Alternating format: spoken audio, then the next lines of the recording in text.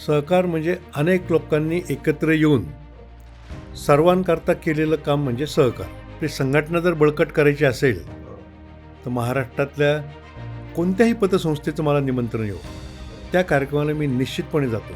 प्रवास जर विचारला तर वर्षाला बरोबर 1,00,000 किलोमीटरच्या आसपास माझा प्रवास होतो. तर आम्ही अनेक वेळा प्रयत्न करून सुद्धा तरुण पतसंस्था चळवळीकडे वळत नाही.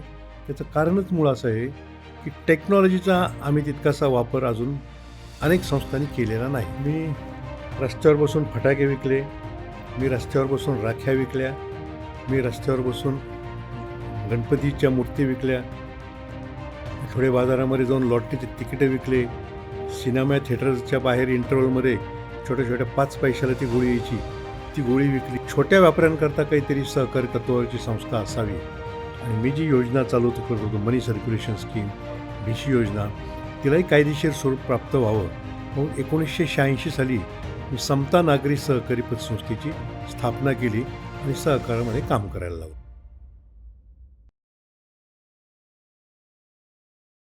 मित्रांनो नमस्कार.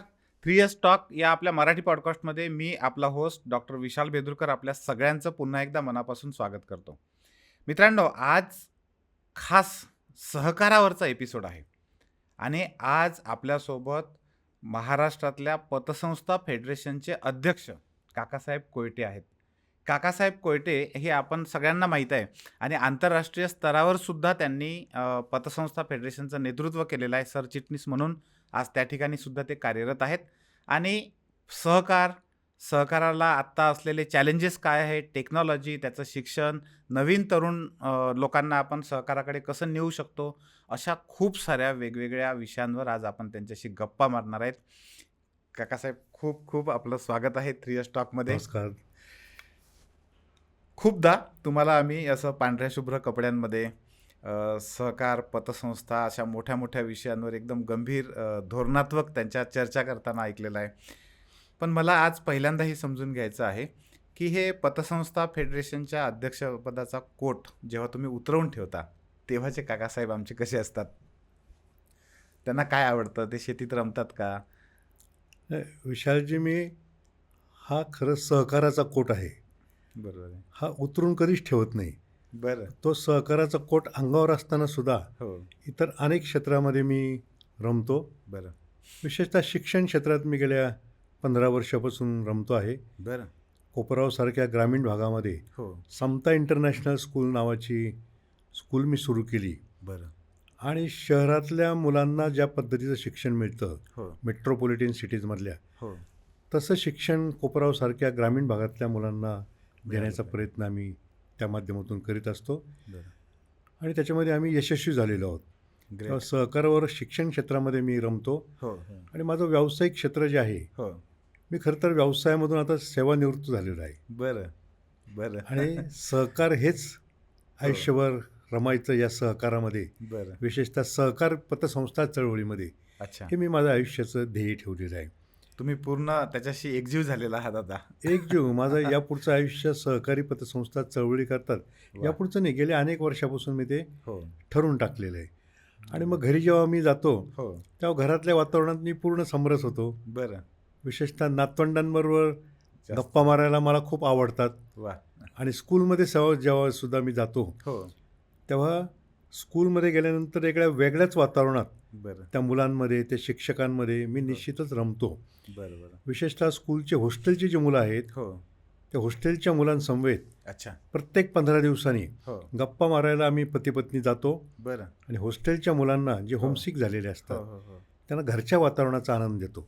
घरच्या वातावरणापेक्षा हो. त्यांचे आजी आजोबा म्हणून सुद्धा आम्ही त्यांच्यामध्ये रमतो. जाता. मुलांना आजी आजोबाचं प्रेम देतो हो. हो. आणि ते देत असताना हो. मुलांचं प्रॅक्टिकल नॉलेज कसं वाढेल. हो. कधीकधी शेतीचे तज्ज्ञ त्यांच्यावर गप्पा मारायला नेतो, अच्छा. कधीकधी इंजिनिअरिंग क्षेत्रातले तज्ज्ञ नेतो, बरं. कधीकधी काही व्यावसायिकांना त्यांच्यावर गप्पा मारायला घेऊन जातो बरं. आणि माझ्या जीवनातले अनुभव त्यांच्याबरोबर मी शेअर Share करतो. करता. हो. असं मुलांमध्ये रमायला मला निश्चितपणे आवडतं. खरं तर तुम्ही जेव्हा उत्तर सांगत होतात ना तेव्हा मला आठवत होतं की अनेकदा असं म्हटलं जातं की कामातला बदल हीच खरी विश्रांती असते. तर तुम्ही काम आणि आयुष्य याला वेगवेगळे समजतच नाहीत, ते सगळं तुम्ही एक केलेलं आहे आणि त्याच्यामुळे हा जो एवढा सगळा तुमचं जे कर्तृत्व आहे, मग खरं तर नतमस्तक व्हायला होतं आम्हाला. आता मी अनेक वर्षापासून तुमचा प्रवास बघतो आहे आणि हे सगळं करत असताना तुम्ही एवढी विविधता जपता सोबत आणि त्याच्यात एवढी आत्मीयता आणता, हे खरंच म्हणजे अभिमानास्पद आहे आमच्या पिढीला तरी. पण हे सगळं याची सुरुवात नेमकी कशी झाली? म्हणजे तुमचा जो प्रवास होता किंवा सहकार या शब्दाची सुरुवात किंवा तिथं आपण काम करावं असं तुम्हाला कधी वाटलं? मला साधारण माझा 1980-81चा काळ आठवतो. बरं. मी एक छोटा किराणा व्यापारी होतो. अच्छा. अगदी 10 बाय 15च्या जागेमध्ये माझं किराणा दुकान होतं. बरं. त्याच्यात मी रमलेलो होतो. वडिलोपार्जित व्यवसाय आहे तो, कोपरगावमध्येच? कोपरगावमध्ये. बरं. परंतु व्यवसायाची सुद्धा मला तेवढीच आवड. अच्छा. किराणा दुकानचं काम करीत असताना किंवा हां. किराणा दुकान चालवित असताना मी अनेक छोटे छोटे व्यवसाय केले. बरं. मी रस्त्यावर बसून फटाके विकले. बाप मी रस्त्यावर बसून राख्या विकल्या. बरं. मी रस्त्यावर बसून गणपतीच्या मूर्ती विकल्या. बरं. आठवडे बाजारामध्ये जाऊन लॉटरीचे तिकीटं विकले. बरं. सिनेमा थिएटरच्या बाहेर इंटरव्हलमध्ये छोट्या छोट्या 5 पैशाला ती गोळी यायची, हां, हां. ती गोळी विकली. परंतु बरं. हे करत असताना सामाजिक कामाची मला आवड होती अच्छा. आणि मी कोपरावातल्या किराणा व्यापाऱ्यांची संघटना बांधली. बरं. आणि आणि कोणत्या वर्षीची गोष्ट? ही साधारण किराणा व्यापाऱ्यांची संघटना मी 78 साली बांधली. बाप. आणि मग त्या माध्यमातून हं. किराणा व्यापाऱ्यांचे आर्थिक अडचणी भागवण्यासाठी हो. आमच्या गावामध्ये एक मोठी बँक होती. ती बँक प्रतिष्ठितांची बँक बरं. समजली जायची. अच्छा. त्या बँकेमध्ये जैन समाजाशिवाय इतर कोणी निवडून येऊ शकत नव्हतं. बरं. माझ्यासारखा छोटा व्यापारी तर निवडूनच येऊ शकत नव्हता. बरं. त्या बँकेमध्ये मी निवडणूक लढवली अच्छा. आणि सुदैवानं 16 उमेदवारांमध्ये 3ऱ्या क्रमांकाच्या मतानं मी निवडून देखील आलो. बरं. मग त्या पीपल्स कोऑपरेटिव्ह नावाची ती बँक होती. बरं. त्या ठिकाणी मी जवळपास 6 वर्ष संचालक राहिलो, व्हाईस चेअरमनसुद्धा झालो बरं. आणि तिथून मला सहकार्याची आणि बँकिंग क्षेत्राची आवड निर्माण झाली. परंतु त्या बँकेतसुद्धा छोट्या व्यापाऱ्यांची कामं जेव्हा होईना, हो. त्यावेळेस मी जी किराणा व्यापाऱ्यांची संघटना बांधली, हो. त्या किराणा व्यापाऱ्यांसाठी मी BC योजना चालू केली. बरं. त्यानंतर मनी सर्क्युलेशन स्कीम नावाची योजना चालू केली, बरं. की व्यापाऱ्यांना एक 3,000-4,000 रुपये द्यायचे हो. आणि महिन्याभरामध्ये हो. ते कोणाकडून 10 रुपये रोज, 20 रुपये रोज आणि ते परत घ्यायचे बिनव्याजी. बरं. ह्या स्कीमला सुद्धा कुठेतरी कायदेशीर स्वरूप मिळावं हो. आणि बँकेमध्ये जेव्हा छोट्या व्यापाऱ्यांची कामं होईना, हो. ती बँकसुद्धा सहकारी तत्वावरची बँक होती. अच्छा. पण तो सहकार मोठ्या लोकांकरता होता. हां. मग छोट्या व्यापाऱ्यांकरता काहीतरी सहकारी तत्वावरची संस्था असावी. हो. आणि मी जी योजना करत होतो मनी सर्क्युलेशन स्कीम, हो. BC योजना, हो. तिलाही कायदेशीर स्वरूप प्राप्त व्हावं बरं. म्हणून 1986 साली हो. मी समता नागरी सहकारी पतसंस्थेची स्थापना केली आणि बरं. सहकारामध्ये काम करायला लागलो कोपरगावलाच. कोपरगावमध्ये. वा. बरं. आणि मग हे करीत असतानाच हो. मला कुठल्या गोष्टीची संघटनाची खूप आवड आहे. बरं. जसं किराणा व्यापाऱ्यांची मी संघटना बांधली, हो. पतसंस्थांची एखादी संघटना का असू नये असं अच्छा. वाटायला लागलं मला. बरं. की त्यावेळेस मला पतसंस्थांचे प्रश्न जाणवायला लागले. बरं. आणि मग मी जेव्हा शोध घेतला तेव्हा मुंबईला अशा प्रकारची एक संघटना स्थापन होणार आहे असं मला कळालं. बरं. मग मी मुंबईला जाऊन तिथे जे काही ती संघटना तयार करणारे नेतृत्व होतं त्यांच्याशी संपर्क साधला बरं.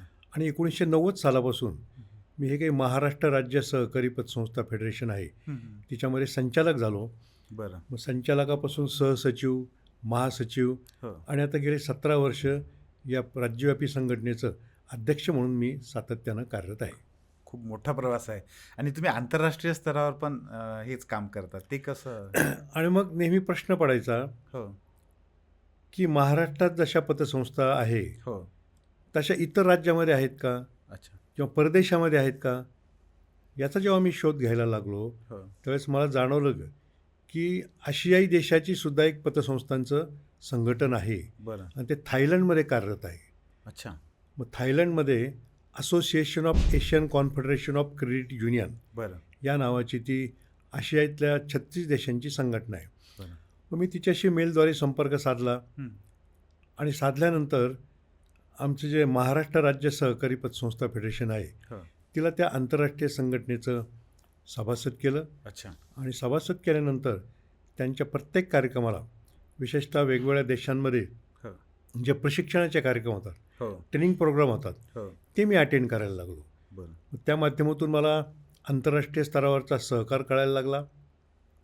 आपल्याकडे जसं सहकारी पतसंस्था म्हणतात हो या पतसंस्थांना, हो तसं आंतरराष्ट्रीय पातळीवर कोऑपरेटिव्ह क्रेडिट युनियन या नावानं अच्छा पतसंस्थांना संबोधलं जातं. बरं आता प्रत्येक देशामध्ये वेगवेगळे आहेत, पण बहुतांशी देशामध्ये क्रेडिट युनियन या नावानं संबोधलं जातं. बरं आपण नेपाळमध्ये गेलो हो तर सेव्हिंग्ज अँड क्रेडिट सोसायटी, अच्छा त्याचा शॉर्ट फॉर्म साकोस, पतसंस्थांना साकोस त्या ठिकाणी म्हटलं जातं. बरं आणि मग या वेगवेगळ्या देशांमध्ये मी जेव्हा फिरलो हो त्यावेळेस मला साहजिकच असं वाटायचं की भारतातली किंवा विशेषतः महाराष्ट्रातली सहकारी पतसंस्थांची चळवळ हो जर एवढी मोठी आहे, हो तर आपल्याला त्या संघटनेच्या पदाधिकारी मंडळामध्ये प्रतिनिधित्व का मिळू नये?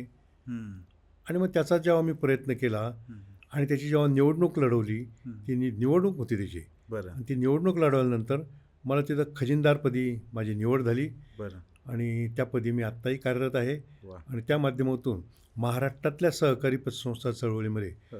आंतरराष्ट्रीय सहकारी पतसंस्था चळवळीतले हम्म. काय काय विविधता आणता येतील, तिकडचे काय उपक्रम महाराष्ट्रातल्या पतसंस्था चळवळीत आणता येतील, हो याचा प्रयत्न मी सातत्यानं करीत आलेलो आहे. वा म्हणजे कोपरगावपासून सुरू झालेला प्रवास आंतरराष्ट्रीय स्तरापर्यंत तुम्ही घेऊन गेलात आणि ती पताका अजून खांद्यावर घेऊन चालत आहात सहकाराची.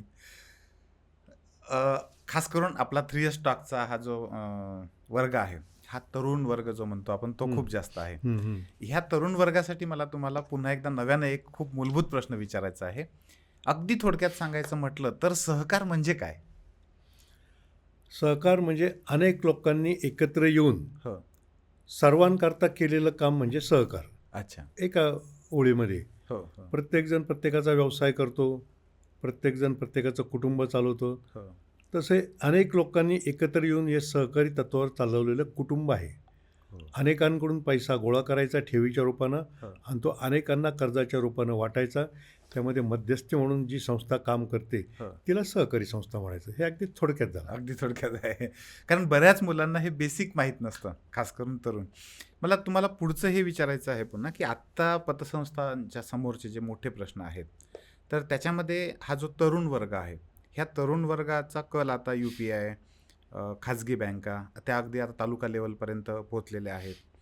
तर ह्या तरुण वर्गाला पतसंस्थांमध्ये आणण्यासाठी, त्यांना तिकडे आकर्षित करण्यासाठी म्हणून तुमच्या नेतृत्वामध्ये पतसंस्था फेडरेशनने किंवा पतसंस्थांनी काय काम केलं आहे? नाही, आकर्षित करण्याचे 2 प्रकार आहेत. हो एक तर आमची इच्छा अशी आहे की आमच्या संचालक मंडळामध्ये सुद्धा तरुणांनी यावं. हो आणि दुसरा विषय आहे हो की तरुण सभासदसुद्धा आम्हाला मिळावेत. बरोबर तरुणांनी आमच्या पतसंस्थेशी व्यवहार करावेत. बरोबर तर संचालक मंडळात यावं याकरता मी जेव्हा अनेक तरुणांना विचारतो, हो तेव्हा तरुणांचा आम्हाला प्रश्न असतो, हो तुमचं आयुष्य तुम्ही सामाजिक काम म्हणून हे चळवळीमध्ये भाग घेतला, हो आम्हाला आमचं करिअर करायचं आहे, हां याच्यामधून आम्हाला आर्थिक फायदा काय मिळणार? अच्छा आणि मग त्याच्यावर आम्ही निरुत्तर होतो. पण बरं याच्यामध्ये आम्ही सहकार खात्याकडे आता मागणी केलेली आहे. बरं नुकतंच महाराष्ट्र शासनानं सहकार कायद्यामध्ये कालाप्रमाणे काय बदल करावेत हो याकरता जी समिती नेमली गेली आहे, हो मुख्यमंत्री देवेंद्र फडणवीस यांच्या अध्यक्षतेखाली, हम्म. त्या समितीमध्ये मी सदस्य आहे. बरं त्याच्या माध्यमातून मी मागणी केलेली आहे, तरुणांना संचालक मंडळामध्ये हो ज्याप्रमाणे महिलांना 33% प्रतिनिधित्व दिलेलं आहे, हो त्याप्रमाणे तरुणांनासुद्धा 5-10% का होईना हो संचालक मंडळामध्ये प्रतिनिधित्व देण्याचा कायदा करावा. बरं आणि त्याचबरोबर पतसंस्था चळवळीला जो काही नफा मिळतो तो हो. काही आमचा खाजगी नफा नाही, हो हो परंतु त्यामध्ये जे काही मानधन दिलं जातं संचालकाला, हो विशेषतः तरुण संचालक जे आमच्याकडे होतील हो त्यांना जादा प्रमाणामध्ये मानधन देण्याचा कायद्यामध्ये बदल करावा. हो किंबहुना एक मागणी तर मी अशी करतो आहे की एखादी संस्था जर अडचणीत आली, हो तिला जर तोटा झाला, हो त्या तोट्याला आम्हाला संचालकांना जबाबदार धरलं जातं. हो मग संस्थेला जेव्हा फायदा होतो, हो त्या फायद्यामध्ये सुद्धा आम्हाला काही हिस्सा का मिळू नये, बरोबर की ज्याच्यामुळे तरुण वर्ग बरोबर या चळवळीकडं आकर्षित होईल. हो आणि दुसरा मुद्दा आहे तरुणांना सभासदत्व देण्याचा. हो तर आम्ही अनेक वेळा प्रयत्न करून सुद्धा हम्म. तरुण पतसंस्था चळवळीकडे वळत नाही. आणि त्यामुळे हो त्याचं कारणच मूळ असं आहे की टेक्नॉलॉजीचा आम्ही तितकासा वापर अजून अनेक संस्थांनी केलेला नाही. केलेलं नाही. पण मी माझ्या संस्थेमधून याची सुरुवात अशी केलेली आहे, बरं. जास्तीत जास्त अत्याधुनिक तंत्रज्ञानाचा पतसंस्थेच्या कामकाजामध्ये हो. जर आपण वापर केला हो. तर तरुण निश्चितपणे आकर्षित होतात, होतील. असा मला माझ्या पतसंस्थेमध्ये अनुभव आलेला आहे. माझी कोपरावला समता नागरी सहकारी पतसंस्थेचा मी हो. गेले 40 वर्षापासून सातत्यानं अध्यक्ष आहे. बरं. त्या संस्थेमध्ये हे तंत्रज्ञान आणण्याचा मी प्रयत्न केला बरं. आणि हे तंत्रज्ञान आणताना सुद्धा मी जाणीवपूर्वक हो. माझ्या मुलाला गेल्या 5 वर्षापासून संचालक केलेलं आहे. बरं. याच्यामध्ये कदाचित आमच्यावर घराणेशाहीचा आरोप पण होऊ शकेल, हो. परंतु कोणतीही पतसंस्था व्यक्तिसापेक्ष असते. व्यक्तीकडे पाहून ती संस्था चालते. बरोबर आहे. की मी काका कोयटे आहे, हो. काका कोयटेची विश्वासार्हता आहे, त्या विश्वासार्हतेवरच हो. माझ्या पतसंस्थेची वाढ होत असते. बरोबर आहे. माझ्या पतसंस्थेमध्ये मी ते अत्याधुनिक तंत्रज्ञान, तर मी म्हणण्यापेक्षा माझ्या मुलगा जो आहे संदीप, हो. त्यांनी आणलेलं आहे. बरं. ते असं आहे की माझ्या पतसंस्थेमध्ये मी फॉरेन्सिक ऑडिट कंट्रोल रूम सुरू केलेलं आहे. बरं. त्याच्या माध्यमातून सहकारी संस्थांचं जे काही ऑडिट होतं हो. ते वर्षातून एकदा होतं. हो. काही संस्था इंटरनल ऑडिटच्या माध्यमातून दर 3 महिन्याला ऑडिट करतात, बरं. कोणी महिन्याला करतात. व आमच्या संस्थेमध्ये या फॉरेन्सिक ऑडिट रूमच्या माध्यमातून minute to minute audit online पद्धतीचं करण्याची minute to minute. Minute to minute great. प्रत्येक मिनिटाचं, प्रत्येक ट्रान्झॅक्शनचं, प्रत्येक व्यवहाराचं ऑडिट त्या ठिकाणी ऑनलाईन होईल अशा बरं. प्रकारचं तंत्रज्ञान माझा मुलगा संदीप यांनी आमच्या पतसंस्थेमध्ये आणलेलं आहे. बरं. त्या व्यतिरिक्त सेल्फ बँकिंग आम्ही वापरायला सुरुवात केलेली आहे. बरं. आपण एखाद्या बँकेमध्ये किंवा पतसंस्थेमध्ये गेलात, एखाद्या ग्राहकाला जर ठेव काढायची असली, हो. काही विड्रॉल करायचं असलं, हो. तर विड्रॉल करताना त्याला आधी त्या बँकेच्या किंवा त्या पतसंस्थेच्या क्लार्ककडे जावं लागतं. बरोबर आहे. त्याला पाहिजे असलेल्या रकमेची विड्रॉल स्लिप भरून द्यावी लागते. हो. आमचा क्लार्क ती विड्रॉल स्लिप तपासतो, त्या ग्राहकाच्या खात्यामध्ये तेवढा बॅलन्स आहे का नाही हे चेक करतो. हो. तो चेक केल्यानंतर त्याच्यावर तो मंजुरी देतो. हो. त्यानंतर ती विड्रॉल स्लिप पासिंग ऑफिसरकडे जाते. हां. पासिंग ऑफिसर ती पुन्हा चेक करतो, तो बॅलन्स चेक करतो आणि नंतर ती पास करतो. ओके. नंतर त्या ग्राहकाला कॅशियरकडे जावं लागतं आणि पैसे त्याला घ्यावे लागतात. माझ्या मुलानं माझ्या संस्थेमध्ये अशी प्रणाली आणलेली आहे, ज्या ग्राहकाला विड्रॉल करायची असेल, हो. काही पैसे काढायचे असतील, त्यांनी आमच्या पतसंस्थेमध्ये येताना हो. पायऱ्या चढतानाच एक मिस कॉल द्यायचा. अच्छा. तो मिस कॉलचा नंबर आम्ही आमच्या संस्थेबाहेर लावलेला आहे, बरं. प्रत्येक शाखेमध्ये लावलेला आहे. बरं. तो मिस कॉल दिल्याबरोबर त्या ग्राहकाच्या मोबाईलवर एक OTP नंबर येतो. बरं. तो OTP नंबर त्यांनी सेल्फ बँकिंगचं जे डेस्क आहे त्या डेस्कवर जायचं, बरं. तो OTP नंबर टाकायचा, त्याला पाहिजे असलेली रक्कम त्याच्यावर टाकायची, बरं. एक 4 बोटाची चिठ्ठी बाहेर येते यातून बरं. आणि ती चिठ्ठी घेऊन, ती चीट घेऊन हां. त्या ग्राहकाने कॅशियरकडे जायचं, त्याला पाहिजे असलेली रक्कम ताबडतोब मिळते. बरं. अशा प्रकारचं पेपरलेससुद्धा बँकिंग हो. माझ्या संस्थेमध्ये मी चालू केलेलं आहे. बरं. याचप्रमाणे घरपोच सुविधासुद्धा हो.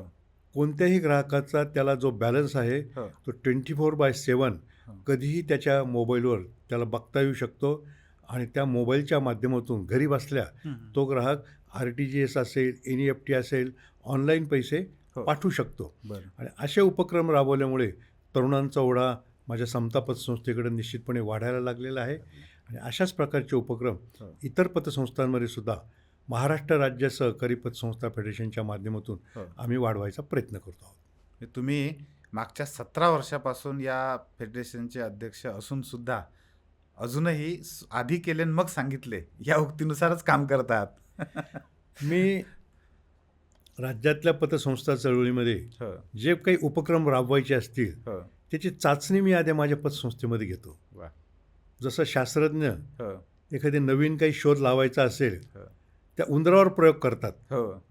तसं मी माझ्या पतसंस्थेला पतसंस्थांचा उंदीर समजतो. बरं. मी माझ्यावर आधी प्रयोग करतो वा. आणि ते सक्सेस झाल्यानंतर ते इतर पतसंस्थांना देतो. हो. त्याच्यात यश जर आलं नाही हो. तर ते नुकसान माझ्या पतसंस्थेचं होईल. पण सगळ्या चळवळीचं होऊ नये हो. अशा प्रकारचा प्रयत्न मी आत्तापर्यंत केलेला आहे. याला खरं नेतृत्व म्हणता येईल की आधी स्वतः करायचं, त्याचे काय रिस्क असेल ते स्वतः भोगायची हां, आणि मग ते सक्सेस मग झालेलं आपल्या लोकांना द्यायचं. करेक्ट. खरंच ही मोठी गोष्ट आहे. काकासाहेब, मला या ठिकाणी तुम्हाला पुन्हा एक असा प्रश्न विचारायचा आहे, की आत्ताचे जे तरुण आहेत, त्यात खास करून उद्योजक म्हणेन मी, ज्यांना छोटे-मोठे उद्योग आहेत, अगदी चहाच्या टपरीपासून असतील तर कारखान्यापर्यंत असतील, क्लासेस चालवणाऱ्यापर्यंत असतील असे. तर यांनी जे आता नवीन खाजगी बँका येत आहेत, वेगवेगळ्या जे मायक्रो फायनान्स करणारे ॲप ज्याला आपण म्हणू, तंत्र आधारित हे, यांच्याकडे जाण्यापेक्षा आपल्या भागातल्या पतसंस्थांशी जोडलं पाहिजे. याची काही वेगळे कारणं पण सांगता येतील का आपल्याला? हे निश्चितपणे सांगता येतील. हे तरुण किंवा हे उद्योजक हो, जेव्हा राष्ट्रीयकृत किंवा खाजगी बँकांकडे जातात, हो. त्यांची कर्ज प्रक्रिया ही खूप क्लिष्ट स्वरूपाची असते. अच्छा. त्याला जे काही कागदपत्रं असतात त्याची पूर्तता हे तरुण करू शकत नाही. हो, आणि या राष्ट्रीयकृत किंवा खाजगी बँका त्यांना कर्ज द्यायला फारशा इच्छुकही नसतात. बरोबर. परंतु स्थानिक रोजगार वाढण्यासाठी हेच तरुण जर किंवा हे उद्योजक हो, जर पतसंस्थांकडे आले हो, तर त्यांच्याकडून आम्हाला त्यांना जे काही कर्ज तातडीनं पाहिजे हो. असतं हो, ते पुरवायला आम्ही पतसंस्था सक्षम आहोत. हो, राष्ट्रीयकृत किंवा खाजगी बँकांमध्ये जो काही वेळ लागतो हो. त्यामधून या उद्योजकांचा उत्साह हळूहळू मावळायला लागतो. बरोबर. तरुणसुद्धा जेव्हा चक्रा मारतात हो, राष्ट्रीयकृत किंवा खाजगी बँकांमध्ये हो, तेव्हा ते कंटाळतात. हो. परंतु हीच पूर्तता आम्ही चांगल्या पद्धतीनं त्यांच्याकडून करून घेऊ शकतो. बरं. किंबहुना व्यक्तिसापेक्ष कर्ज आम्ही देतो. हो, आमच्या छोट्या गावातल्या एखाद्या व्यक्तीची काय पत आहे, हो, त्याची परतफेडीची नियत कशी आहे, हो. परतफेडीच्या क्षमतेपेक्षा बरोबर आहे. त्याची नियत कशी आहे हो, हे बघून आम्ही त्याला कर्ज देतो. त्याच्यामुळे आमच्याकडं एखाद्या उद्योजकाने जर अर्ज केला हो. तर त्याला चांगल्या प्रकारचा न्याय आम्ही निश्चितपणे देऊ शकतो बरं. आणि दिलेला आहे. हो, मी मुद्दाम सांगू इच्छितो हो, की अनेक गावांमध्ये मी जेव्हा सर्वे केला, राष्ट्रीयकृत बँका किंवा खाजगी बँका हो, ज्या काही त्या गावातून किंवा त्याच्या परिसरातून डिपॉझिट गोळा करतात, हो, त्या ठेवींचा उपयोग कर्ज देण्याकरता त्यांना करतात. हो, परंतु ते कर्ज महानगरांमधल्या हो. उद्योगपतींना, भांडवलदारांना हो. दिलं जातं. हो. आणि हे भांडवलदार अनेक वेळा या बँकांना फसवून बरोबर आहे. परदेशामध्ये पलायन करतात. या उलट हो. आमच्या पतसंस्थांमध्ये ज्या ठेवी ठेवल्या जातात हो, त्याचा 100% विनियोग स्थानिक रोजगार निर्मितीसाठी, स्थानिक रोजगार निर्मितीतून स्थानिक तरुणांना व्यवसाय मिळण्यासाठी केला जातो. हो. त्यामुळं स्थानिक उद्योजकांना सुद्धा आम्ही आता प्राधान्य दिलेलं आहे आणि स्थानिक उद्योजक आमच्या पतसंस्था चळवळीकडं मोठ्या प्रमाणात आता वळत येत आहेत. आहेत. फक्त याच्यामध्ये अडचण आमची एक होती, हो, शासकीय जे अनुदान असतात हो. त्याच्यामध्ये आमचा पतसंस्थांचा सरकारनं समावेश केलेला नाही. अच्छा. त्यांना जर शासनाचं काही अनुदान मिळवायचं असेल हो, तर त्यांना शासकीय बँकेत, राष्ट्रीयकृत बँकेतच, करावं लागतं. बँकेकडूनच कर्ज घ्यावा लागतो. बरं, तर आम्ही या नवीन कायद्यामध्ये मी अशी मागणी केलेली आहे बरं. की असे शासकीय अनुदान हो, आमच्या पतसंस्थांकडून जे कर्ज घेतील जे ग्राहक, हो. त्यांनासुद्धा ते प्राप्त व्हावेत अशी मागणी आम्ही आता शासनाकडे केलेली आहे. वा, ही मोठी गोष्ट आहे खरं तर. आता हे बँकिंग कायद्यांमध्ये जे काही बदल होत आहेत, त्याचा पतसंस्था फेडरेशनच्या कामावर किंवा पतसंस्थांच्या कामावर काय परिणाम होईल असं वाटतं? या बँकिंगमध्ये काही बदल जे होत आहेत, हो, विशेषतः आत्ताच जो नुकताच बदल झाला की एक व्यक्ती हो. एका बँकेचा हो. 10 वर्षापेक्षा जास्त पदाधिकारी राहू शकणार नाही. अच्छा. हा बदल आमच्यामध्ये येऊ नये अशा हो. प्रकारचा प्रयत्न आम्ही करणार आहोत. बरं, पतसंस्था ह्या त्या व्यक्तीच्या नावावर चालतात बरोबर. आणि ती व्यक्ती जर त्या पदापासून बाजूला झाली हो. तर त्या पतसंस्थेच्या भवितव्यावर परिणाम होऊ शकतो. हं, तर हा कायदा आमच्याकडे येऊ नये अशा बरं. प्रकारचा प्रयत्न आम्ही करीत आहोत. परंतु काही कायदे हो, किंवा काही तरतुदी हो. ज्या बँकांकरता केंद्र शासनाने लागू केलेल्या आहेत हो. त्या आमच्याकडे याव्यात असा सुद्धा आमचा प्रयत्न आहे. अच्छा. याच्यामधली महत्त्वाची गोष्ट थकबाकी वसुलीचा कायदा. हो. 101 हां, पतसंस्थांना कायदा कलम 101 प्रमाणे वसुली करावी लागते हो. आणि बँकांना सिक्युरिटायझेशन ॲक्ट लागू आहे. तर अच्छा. तो सिक्युरिटायझेशन ॲक्ट पतसंस्थांना सुद्धा लागू व्हावा बरं. अशा प्रकारची मागणी आम्ही स्वतःहून करतो आहोत. हं, हं. त्याचप्रमाणे बँकांना ज्याप्रमाणे बँका सिबिलचा रिपोर्ट बघितल्याशिवाय कर्ज देत नाही, हो. तर तो कायदा पतसंस्थांना सुद्धा लागू करावा. बरं. याच्यावर सहकार खात्याचं म्हणणं आहे हं, हं. की सिबिलमध्ये तुमचा सहभाग करायचा असेल हो. तर त्याला RBIची परवानगी लागेल आणि अच्छा. तुम्हाला RBIच्या कंट्रोलखाली यावं लागेल. बरं. मग यातून आम्ही मार्ग असा काढलेला आहे, हं, हं. सिव्हिल सर्व्हिस क्रास नावाची प्रणाली आम्ही पतसंस्थांकरता तयार केलेली आहे. बरं. त्या प्रणालीच्या माध्यमातून आम्ही आमच्याकडे आलेल्या कर्जदारांनी इतर कुठल्या पतसंस्थेमध्ये कर्ज घेतलेलं आहे का हे अच्छा. तपासून बघता येतं. बरं. त्याचं क्रेडिट रेटिंगसुद्धा त्या क्रासच्या माध्यमातून देण्याची व्यवस्था आम्ही केलेली आहे. वा. पण आमची मागणी अशी आहे की सिबिल प्रणाली वापरल्याशिवाय कर्ज देऊ नये. हे जसं RBIने बँकांना बंधनकारक केलेलं आहे, हो. तसं की क्रास प्रणाली वापरल्याशिवाय कर्ज देऊ नये असं बंधन पतसंस्थांवर सुद्धा सहकार खात्यानं आणावं. टाकलं पाहिजे. म्हणजे आपोआपच ते रेग्युलर होऊन जाईल. रेग्युलर. आणि हे 80P जो विषय आहे त्याचा काय परिणाम होईल आता पतसंस्थांवर? नाही, 80Pचा विषय आमच्यावर तसा होणार नाही. बरं. कारण या सेक्शन 80P जो आहे हो. आयकर कायद्यातलं कलम, हो. त्या अन्वये आम्हाला जे काही उत्पन्न मिळतं हो. पतसंस्थांना ते पूर्णपणे आयकरमुक्त आहे. बरं. परंतु आमचं म्हणणं त्याच्यामध्ये असं आहे, ते आयकरमुक्त असूनसुद्धा हो. अनेकदा आयकर खात्याचे अधिकारी पतसंस्थांना तशा प्रकारच्या नोटिसा देतात. किंबहुना आमच्या जे काही इतर बँकांमध्ये गुंतवणुका असतात हो. त्याच्यावर जे काही आम्हाला व्याज मिळतं त्या व्याजावर आम्हाला TDS भरावं लागतं. बरं. आमचं म्हणणं आहे की TDSचा अर्थच असा हो. Tax deduction at source. हो. आम्हाला जर तो टॅक्सच लागू नाही हो. तर तो TDS कापायची आम्हाला काही आवश्यकता नाही. बरोबर. आम्हाला जर सेक्शन 80P प्रमाणे आम्हाला मिळणारं उत्पन्न आयकरातून मुक्त आहे हो. तर तो का कापावा बरोबर. असंही आमचं त्याच्यामध्ये म्हणणं आहे. आणि नुकताच हा प्रश्न राज्यसभेमध्ये सुद्धा कोल्हापूरचे खासदार धनंजय महाडिक यांनी हो. मांडलेला आहे. बरं. आम्ही देशाच्या अर्थराज्यमंत्र्यांची सुद्धा त्यामध्ये भेट घेतलेली आहे. तर बरं. त्या प्रश्नामधून सुद्धा निश्चितपणे राज्य फेडरेशनच्या माध्यमातून आम्ही हो. मार्ग काढणार आहोत. आम्हाला तरुण पिढीला काकासाहेब म्हटलं की प्रवास आठवतो. तुम्ही प्रचंड प्रवास करता. एवढा सगळा प्रवास करून मग फॅमिलीसाठी कसा वेळ देता? प्रवास तर मी निश्चितपणे करतो. खूप तुमचा प्रवास आहे. पण आपली संघटना जर बळकट करायची असेल हो. तर महाराष्ट्रातल्या कोणत्याही पतसंस्थेचं मला निमंत्रण येऊ, बरं. त्या कार्यक्रमाला मी निश्चितपणे जातो. अच्छा. ती किती लांब असो बरं. त्याची मी पर्वा करत नाही. बरं. आणि हे करत असताना अहोरात्र प्रवास मी करतो. हो. माझा तुम्ही प्रवास जर विचारला तर वर्षाला बरोबर 1,00,000 किलोमीटरच्या आसपास माझा प्रवास होतो. बापरे. 1,00,000 किलोमीटर बरं. म्हणजे साधारण 250 ते 300 किलोमीटर रोजचा प्रवास माझा असतो.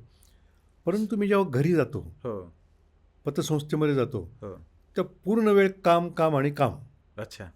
आणि घरी गेल्यानंतर कुटुंब आणि कुटुंब. बरं. घरी गेल्यानंतर कुटुंबाशिवाय कुठलाही विचार माझ्या मनामध्ये येत नाही. नसतं. हो. पतसंस्थेमध्ये जेव्हा जातो हो. तेव्हा आपल्या माझ्या पतसंस्थेकरता काय करता येईल हो. हे तर मी बघतोच. परंतु मी असं मानणारा माणूस आहे, मी जाणीवपूर्वक माझ्या स्वतःच्या पतसंस्थेच्या जास्त शाखा वाढवल्या नाही. बरं. मी असं समजणारा माणूस आहे, हो. राज्यातल्या 16,000 पतसंस्था हो. आणि त्यांच्या 80,000 शाखा हो. या सगळ्या माझ्या समता पतसंस्थेच्या शाखा आहेत. बरं. त्यांच्या वाढीकरता मी प्रयत्न केले पाहिजेत. हो. त्याच्यामुळे त्यांच्या वाढीकरता मला प्रवास करणं हे अनिवार्य आहे. बरं. आणि हा प्रवास करत असताना मी थकतसुद्धा नाही. हो. पतसंस्थांचे मेळावे, पतसंस्थांचे प्रशिक्षण शिबिर हो. ज्या ठिकाणी मी जातो तेव्हा सहकार चळवळीतले कार्यकर्ते जेव्हा मी बघतो हो. तेव्हा माझा उत्साह अधिक वाढतो. अच्छा. माझा थकवा त्यातून निश्चितपणे निघून जातो. आणि प्रवास करून जेव्हा घरी येतो हो. तर मुलं, बाळं, नातवंड, सून हो. यांच्यावर जेव्हा मी रमतो हो. तेव्हा तो कुठलाच थकवा मला अजिबात जाणवत नाही. बरं. एवढा मोठा दीर्घ प्रवास तुम्ही केलाय. म्हणजे हा तर प्रवास आहेच, पण पतसंस्थांचा सहकाराचा हा जो तुमचा प्रवास आहे हा खूप मोठा आहे. आता भविष्यातल्या काय योजना आहेत? भविष्यातल्या योजना तर खूप आहेत बरं.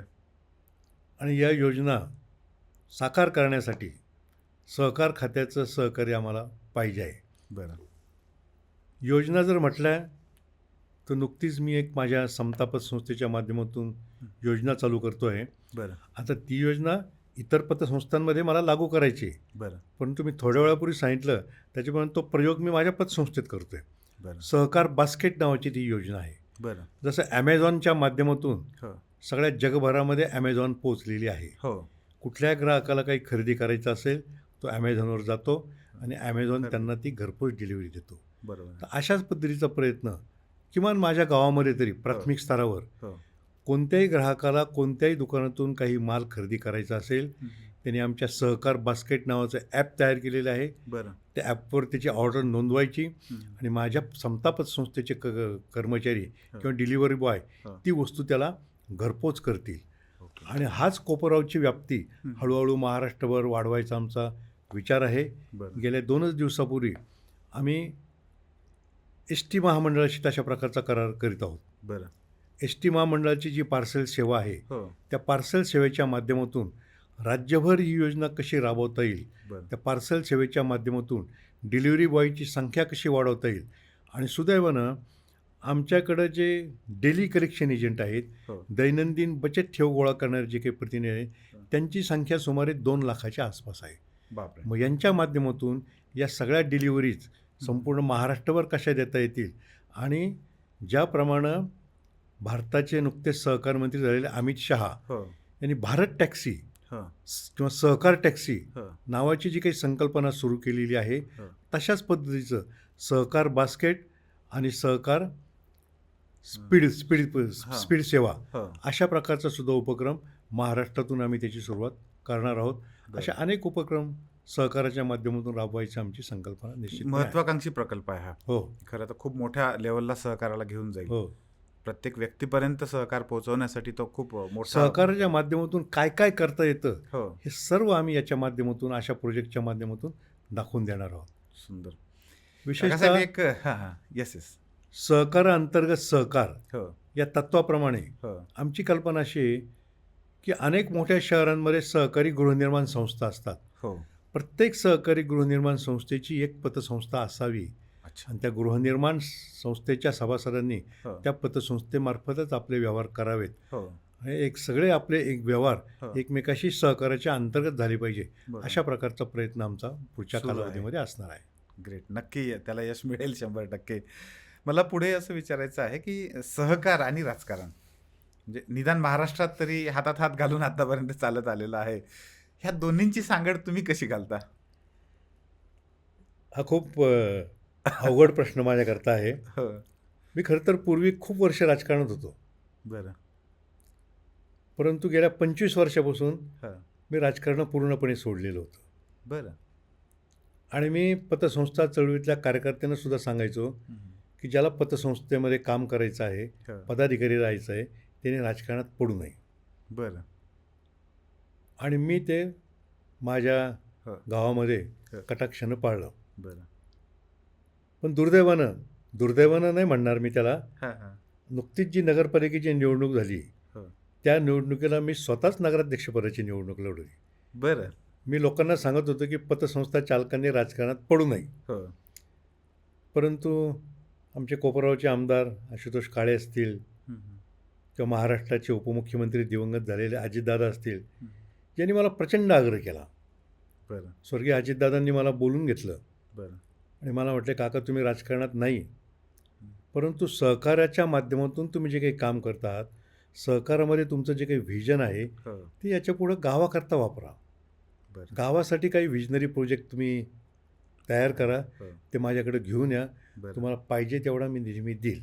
बरं. आणि मग गावाकरता जर आपल्यामुळे एवढं दादा निधी देणार आहेत, हो. तर आपण राजकारणात पडावं असं मला वाटलं. बरं. परंतु मी दादांना सांगितलं की मला माझ्या कुटुंबियांशी चर्चा करू द्या. बरं. आणि कुटुंबियांशी चर्चा केल्यानंतर हो.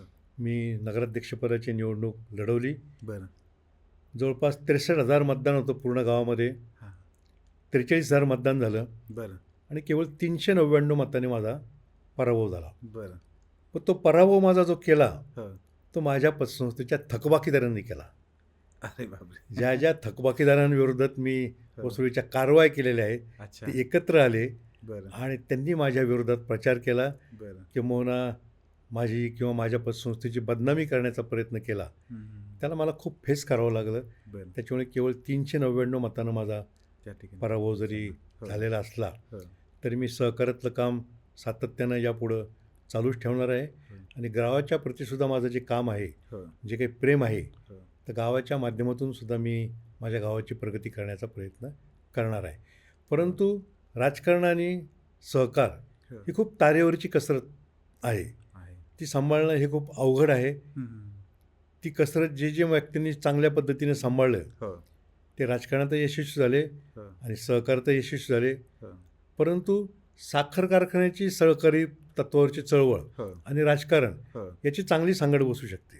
अच्छा. पण दुर्दैवानं बँकिंग किंवा पतसंस्था चळवळ आणि राजकारण हां, हां. याची सांगड थकबाकीच्या प्रश्नामुळे बसू शकत नाही.